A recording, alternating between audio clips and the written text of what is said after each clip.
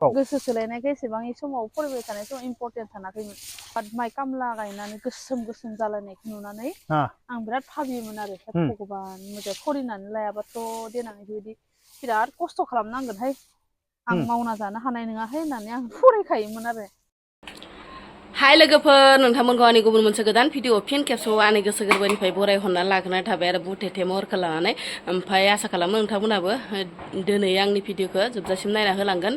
आरो सोरबाफोर चेनेलाव गोदानै हाबस'नानै नायदोंबा प्लिज अननानै साबस्क्राइब खालामना गालांबानो जाबाय लोगोफोर ओमफ्राय दिनै मा ब्लग भिडिअ लाबोनो हायो नोंथांमोननि गेजेराव नोंथांमोना भिडिअखौ जोबजासिम नायलांबानो जाबाय बिराद खस्थ' मोनदों लोगोफोर देहाखौ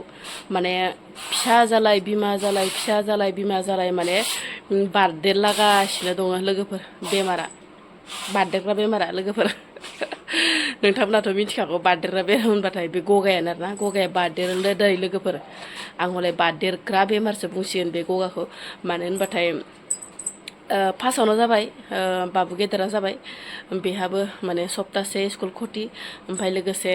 नै बिथाङा जाबाय बे बिथाङाबो माने मास मोनसे गगा मोननानै लोमजाबाय ओमफ्राय लोगोसे आरो बिथांमोना हामनाय लोगो लोगोनो नै आंहाबो दा बिमाया ग्रुम जालायबाय आरो लोगोफोर बिराद खस्थ' मोनो देहाखौ आरो जों दा उन्दै उनला गोनांनि बिमा नालाय दा उन्दै उनलाफोरखौबो आबाद खालामनांगौ फारसेथिं न'खरनि दाथ' आरो आंहा हारसिं जाबाय नालाय लोगोफोर माने रावबो आंनि खामानियाव हेल्प गैला आरोना आरो जि एसे एनै सासे सानै दं बेबो माने जागारग्रा गोजासो होनगोन आं लोगोफोर मानो होनबाथाय फिसावा गोजासो फिसा हिनजाव गैया खामफ्लाय गंसेबो थिखांनायनि माबा आदोद गैया ओमफ्राय माने थोरसि लथा गंसेबो आख्लायनायनि बा दाखोर एसे एनै हुथुमनायबो माने आंहा जेबो गैया जिर' लोगोफोर निजिनि आखाइजोंनो माव निजिनि आखाइजोंनो जा निजिनि आखाइजोंनो सं माने बेफोरबायसा अबस्था जाबाय आरो लोगोफोर जियानो जादोला अरजाला भगबानानो हरासै आंनो हेल्प होग्राखौ लोगोफोर बेनिफ्राय रामै भगबानानै लाखिबानो जाबाय बिसोर सानायखौनो बेखौनो माने जथेस्थ' होनना सानना लासिगोन आरोना लोगोफोर ओमफ्राय थुदो होमबा लोगोफोर भिडिअखौ स्टार्ट खालामहोलांसै माबा माबिसो रायलायहोलायलांबाय आङो लोगोफोर नोंसोरजों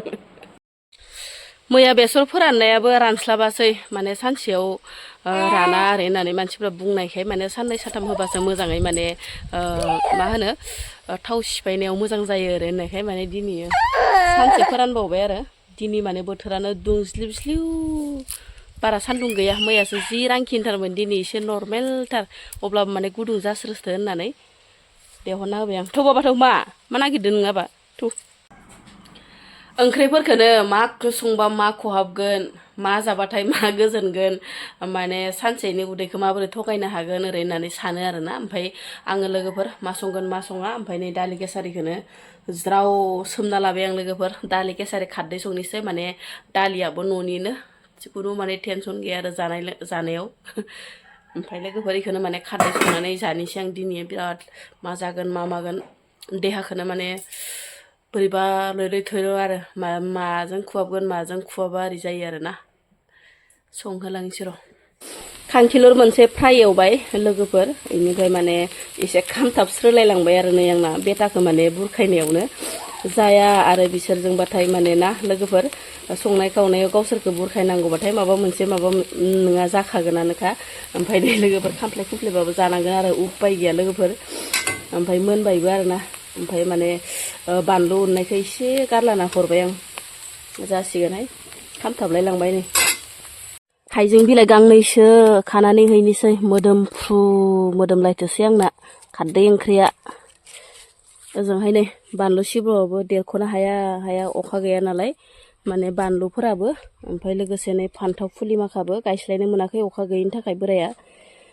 इनिफ्राय नै लोगोफोर बानलुआ बे थाइनैल' थायना दं आरो नै बानलु सिब्रुआ बेखौबो थाइसे लाना थांफानोसै आङो दायो दालि खारदैजों जानो बन्द' मोनमारबाय दिनै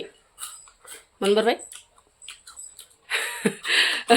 बिराद हेपि आरो माने लोगोफोर दिनै फिसालाया माने गरम बन्द मोनबाय दिनैनिफ्राय माने लोगोफोर दिनै माने 10 तारिख नालाय 10 तारिखनिफ्रायसो होखादो इसोरनिया गरम बन्दखौ जुलाइ मासनि 10 तारिखै ओमफ्राय ओरैबायसा इन्टारेस्ट जाफैदो मिथिगौना लोगोफोर ओरैबायसा बानल' फैदो माने हय गरम बन्द मोनबाय आरो माने बिराद फ्रि आरो गरम बन्दबाथाय माने फ्रियाथ' फ्रि नङा लोगोफोर माने आखाइनि खामानि हरो गरम बन्द'आवबो प्रजेक्ट बिदिनो बायदिसिना गरम बन्द'नि खामानि हरो आरो ओरैनो थानो मोना अब्लाबो माने स्कुलाव थांनो मोनैनि माने एसे माने टेनसन फ्रि मोनो आरोना ग्लब ग्लब दालि केसारि खारदै आंना लोगोफोर ओमफ्राय बांद्राय माने कालार होआखै दे आङो रं होआखै लोगोफोर माने दिनै रं होआलाबासिनो जानो लुगैदों आङो नै लोगोफोर ओमफ्राय लोगोसे माने नै नगाद मा होनो हाइजें बिलाइ हरखाबाय मोदोमफ्रुनो लोगोफोर जाबायबो आरोना मोनबाय ओंखाम ओंख्रियाथ' मोनजोब्बाय लोगोफोर सानफ्रामबो बे संनाय खावनायनि ब्लग मावनाय दांनायनि ब्लगानोसै आरोना लोगोफोर गोदो उन्दैयाव माने बिमा बिफाया फरायनो होबा फरायनो बायोमोन ना गेलेखारना थाहैयोमोन थिग बिदिनो जेम्स आगैनि हिन्जावनि भिडिअ मोनसे नायदोंमोन आं लोगोफोर बेहाबो माने उन्दैयाव बिमाया बिराद फरायनो होनायावनो माने गेलेखारनो थगायनानै थांनानै गेलेहैयोमोन ओरै होननानै बाथ्राया नंमारगौहाय जोंबो गोदो बेसेबा फरायनो होनाय समाव माब्ला माने बिमा बिफाखौ थगायनानै गालांना माब्ला फुख्रियाव दुगैनो मोनगोन माब्ला खिखर खेला गेलेहैनो मोनगोन इदि जायोमोन ना लोगोफोर थिग बिदिनो जेम्स फंबायनि हिन्जाव लक्ष्मिता आगैयाबो बुहुत बाथ्रा बुंदों आरो फरायनायनि सोमोन्दै खिबाजानि जोंबो बेफोरबायसा समखौ माने बारलाङोमोनबाथाय जोंबो निस्सय गावबा गावनि आथिङाव गसंनो हागौमोन होननानै आङो दासो माने साननाय फैयो आरोना लोगोफोर इनिफ्राय माने जोंबो बिराद गेलेखारनाय मानाय माब्लादि थगायनानै बेलेगाव थांनो मोनगोन माब्लादि बिमा बिफानिखौ माने थगायनो हागोन बेफोरबायसाल' जोंनि दिनावथ' मबाइल सबाइल जेबो गैया लोगोफोर ना मबाइल ना फेसबुक ना इउटुब बेफोरनि माने जेबो माने गैयामोन आरो बै समाव जों जेब्ला फरायफुबाय थायो बै समाव आरो जोंनिया गेलेनायानोसैमोन आरो हाद्रि बारासो गेलेनाय सोरनिबा फुख्रियाव दुगैहैनाय बेफोरबायसा मोनोमोन आरो ओमफ्राय बिनानाव लक्ष्मितायाबो बेफोरबायसानो माने सम गेलेखारनो लुगैयोमोन आरो ओमफ्राय बिमानि दादाव बा बिमा बिफानि गोरा गोख्रोंथियाव माने बेफोरबायसा माने गावनि आथिङाव गाव गसंथानो हालांबाय साक्सेस जालांबाय बुहुत मोजाङानो जालांबाय जियानो जायाथों बिनानावनि भिडिअखौ आंबो बिराद नायनो मोजां मोनो आरो फंबायनिखौबो बिराद मोजां मोनो जेम्स आगैनिखौबो बेनिफ्राय माने भिडिअखौ एसे नायलांबानो जाबाय फरायनायनि सोमोन्दै गावानि लाइफनि सोमोन्दै मा बुंलांदों एसे नायलांबानो जाबाय मेडाम नोङो उन्दैयाव क्लास 3 4 बे समाव नों माबायदिमोन बे समावथ' क्लास 3आवथ' जा मादार दङमोन नालाय उन्दैयाव 3नि उनावसो थैदो नालाय मादार आरो निजेनि टिचार खामोन ना बिराद लेखा फरायनो होयोमोन गामियाव ओंखारनो होआमोन नोंखो गामियाव बिराद ओंखारनो होआमोन ओमफ्राय नों फरायोमोन बिराद गेलेनो लुगैयोना ओमफ्राय आं मा खालामोमोन सिरि आङो मिथाइ जाना फैनो देना थांफ्लानानै दसे नावमान गेलेना फैब्रबोमोन आरो आं दखानाव थांनाय बाजि थगायनानै दसे गेलेनोबो लुगैयोना देरनानै क्लास 7 8 9 10 माबायदिमोन देरनानै क्लास 7 8 9 10 मोनबा सानबाय आयाथ' जा क्लास 3नि उनाव थैदो नालाय ओमफ्राय बेनि उनावसो न'आव रावबो गैया जाबाय ओमफ्राय बिदिनो एसे बुजिनाय जाबाय नालाय बेलेगफोरनि बिराद माइ खामला गायनानै गोसोम जालायनायखौ नुनानै आं बिराद भाबियोमोन आरो भगबान मोजां फरायनानै लायाबाथ' देनां बेबायदि बिराद खस्थ' खालामनांगोनहाय आं मावना जानो हानाय नङाहाय होननानै आं फरायखायोमोन आरो नोङो खामानि मावना जानो हानाय नङा दे आं बिदि होननानै लेखा फरायोमोन आरो पुरा गोसो होना लेखा फरायोमोन गियोमोन आं मानसिफोरनि मान खस्थ' सान्दुं गोसायाव सानसे माइ गायनाय बेसेरा मानसि गुफुराबो गोसोम टिक टिक जालायनाय बेखौ नुनानै आं सानोमोन आरो मोजां फरायना लायाबाथ' इसोर देनाङै बिराद दोखो खामानि मावना जानांगोनहाय बिदि होननानै बेखायनो आं फरायनानै टाउनाव साख्रि मावना जागोन होननानै लेखा फरायदो आरो नोङो बेनिफ्राय नोङो क्लास 8 9 10 बेफोरबायदि बेनिफ्राय नोंनि फरायनाया गासै स्कुला बबावमोन स्कुला आङो जोंनि लकेलावनो फरायदो एलपिआबो लकेल एलपिआ आंनि जोनोम गामियावनो फरायदो ओमफ्राय हाइ स्कुला जोंनि जालायावनो फरायदो ओमफ्राय कलेजाबो जालायावनो फरायदो नों माबायदिमोन कलेज लेभेलाव एचएस फार्स्ट इयार सेकेन्ड इयाराव माबायदिमोन नोंनि फरायनाया कलेज लेभेलाव फरायनाया आंनिया मोजाङानो खामोन नोंनो टपमोन नामा ओमफ्राय फरायनाया लोगोफोरबो दंमोन सासे बिराद गोरों दंमोन आंनिसाय टपसिन दंमोन नोंनिसाय नों सेकेन्डमोन कलेजाव सासे बिराद माने फार्स्ट अल आसाम एकदम फार्स्ट मोनलायनाय आंनि लोगोमोन अल आसामाव फार्स्ट मोनलायनाय क्लास 10 आव बड'आव माबायाव कलेजाव बेनिफ्राय बे मा जब मावो दा दायो हाई स्कुलनि टिचार मावबाय हाई स्कुलनि टिचार मावबाय हाई स्कुलनि टिचार मावबाय बिदि आरो बेनिफ्राय नोंसोर सानैजों माने फार्स्ट सेकेन्डमोन बे डक्टरेट जागोन ना जायासै कम्पिटिसन नांलाय इयो मास्टार डिग्रिखौबो फरायासै एम ए खौबो कमप्लिट खालामासै रावबो गैया नालाय फरायनोनो थाङासै इयो मायबा प्रब्लेम जादोंमोन नामा बिदिनो फरायनो थाङासै नालाय इयो माबा जाबाय हाई स्कुलनि टिचार जानानै थाबाय बिदि आरो बेनिफ्राय नोङो कलेज जोब्बाय बिए लेभेलाव बिदिनो जों अनार्स लाबाय फरायबाय बर'आव फरायनानै ओमफ्राय टिचारफ्राबो जोंखौ जेब्लाबो साजेसन होबाय थायोमोन ना मोजाङै फरायनांगोन दे नोंसोरनिफ्राय सासेबाबो प्रफेसार जाथारनांगोन इउनिभारसिटियाव सिट मोनथारनांगोन बिदि होननानै टिचारफ्रा जोंखौ होनबाय थायोमोन नालाय जोंहाबो बा टिचारा जोंनिफ्राय एसेबां आसा दं एसेबां भरसा दं बिसोरनि भरसाखौथ' जों सेफायनो हानाय नङाना बिदि होननानै बिराद गोसो होनानै फरायनानै बिएखौ मोजां पास जानानै जों गुवाहाटि इउनिभारसिटियाव सिटबो मोनहैबाय आरो फरायनो बेनिफ्राय बे समाव गोसो थोलायनाय सेंग्रा सिख्ला फरायनो गोसो जायो बेफोरबायदि लाइफआव जागोन ना जायाखै फरायनो गोसो जाला नङा फरायनायानो बायजोब्बाय लाइफआव गोसो थोलायनायखौ एसेबां समाव फरायबाय थानाय समाव इम्परटेन्ट सानाखैमोन बे समावथ' जेबो मबाइलबो गैखायामोन उन्दै समनि नालाय जेबो इम्परटेन्ट सानाखै आरो बेफोरखौ माने बिदिहाय उन्दै समनि मोजां मोननाया जेबो गोसोआव थायाना बेनिफ्राय नोङो आंहाथ' न'आव रावबोआनो गैया आङो बिए फरायखांबाय बबेबा स्कुलफोराव हाबना थाङानोसै बा आं एम ए फरायखांबाय आंलाय मानो पिएइचडि खालामबावनो आं बबेबा स्कुलफोराव हाबना थानोसै नों बेफोरबायदि जायासै नामा लाइफआव बिदि आङो सानाखै मानो होनबाथाय माबा जोंनि मास्टार डिग्रिनि जि मास्टार डिग्रि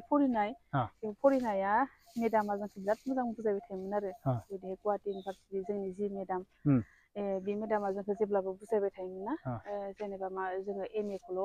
पास जानानै मा जानो सासे लेक्सारार जानो गोनांबा जोंनो नेट स्लेटबो नांगोन जोंनो पिएइचडिबो नांगोन बिदि होननानै बुजायोमोन नालाय आङो बै समाव फरायहोनो रावबो मानसि गैयाबाबो आं माने सानखादोंमोन आरो मायबा मोनसे खस्थ' मस्थ' खालामनानैबाबो आङो पिएइचडिखौ खालामथारगोन माबा पिएइचडिखौ खालामनानै जुदि नों उनाव जुदि साख्रि मोनैयाबा मा जागोन बिदि होननानै साननानै माने आङो खस्थ' मस्थ'नि गेजेरजोंबाबो माने आं खालामनो होननानै थांखि लादो आरो नों माने खुनु माने बेखौ स्टप खालामाखै आरो ना आं फरायनायखौ स्टप खालामाखैयानो आरो माने आं जबाव हाबनोसै बबेबा स्कुलफोराव हाबना थानोसै नों बेफोरबायदि जेबो माबा थिरांथा लाखायाखै माने नोंनो फोजोबथारनांगौ माने नों डक्टरेट खालामथारनांगौ बेनि उनाव जि जायो फरायजोबनो बेनि उनाव साख्रि मोना इयो खाफालनि बाथ्रासै खिन्थु आं नांनायखिनि जिखिनि जब मावनायाव नोंनो जिखिनि कुवालिटि नांगौ बे कुवालिटिखौ आं माने लाग्रोनि होननानै आंनि गोसोआव डिसिसन लादो आरो बिदिहाय नोंनिया मा ब्रेना नों फरायबानो गोसोआव थायो नोंथ' दाबो फरायबाय थायो ब्रेना नों फरायबानो गोसोआव थायो नामा फरायबानो आंनिया गोसोआव थायो आरो एसे आरो बानायनाबो लिरनो हायो दा नोंखौ बर्डआव फोरोंबाय थादो लेक्सारारा ओमफ्राय नों बेखौ माबाखानो हायो नामा गोसोआव लाखिलांनो हायो आं माने आं गोसो होना खोनासङो ना गोसो होनानै खोनासङोबाथाय गोसोआव थायो आरो क्लासाव जुदि गोसो होनानै जुदि खोनासङाबा नों जिमान मोजां क्लास खालामबाबो नों गोसोआव थाया आरो माने बिदिहाय नों क्लास लानायाव गोसो होनांगोन आरो नों मानो इंलिस मिडियाम फरायदिया आं इंलिस मिडियाम फरायनाया माने बै समाव जोंफोरनिया जा मादारानो टिचारमोन ना मादारा टिचारमोन नालाय बै समाव जोंनिया माने इंलिस मिडियामा गोदान फैदोंमोनानो नाथाय फैयोब्लाबो जोंनिया माने होनोमोन आरो बर' टिचार जानानै गावनि फिसाखौ माने इंलिस मिडियामाव मानो होनो नागिरदो बिदि होनना बुंनानै फर्म लाबोनायखौनो दोनलायनाय जादों आरो बेखायनो आंबो बर' मिडियामाव नों मा सानो नोङो बर' मिडियाम फरायालासिनो गुबुन साबजेक्ट लाबाथ' नोंबो गिदिर नोंनि फरायनायाथ' नोंनि केटचिं पावारा मोजां नालाय नों मा गिदिर मानसि जानो हागौमोन फिल फैयो नामा आं इंलिसफोराव फरायनायब्ला मोजां माने लाइना बेलेग जागौमोन जानो हागौ बिदि आरो नोंनियाव मोनसे भरसा दं नामा हागौमोन बेखौनो होनदो माने लाइना बेलेग जागौमोन खोमा आंनि फरायनाया गोसोखौ सानो आरो न' आं हागौमोन मोनसे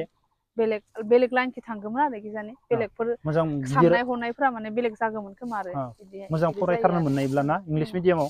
आं दा जोबनायाव बेखौनो आं उन्दै गथ'फोरनि सोमोन्दै बेखौनो बुंनो सानोदि माने लाइफआ बिराद क्रिटिकेल बेखायनो जायखिजाया खामानि मावाथों मानो फरायनायानो जा बा आबाद मावनायानो जा बा खेथि मावनायानो जा बा आखाइनि खामानियानो जा बेखौ मोजाङै सोलोंना लानानै गावबा गाव निजेनि आथिङाव गसंनो हानाय जानो खालामना लानायखौ बयबो नाजानांगौ आरो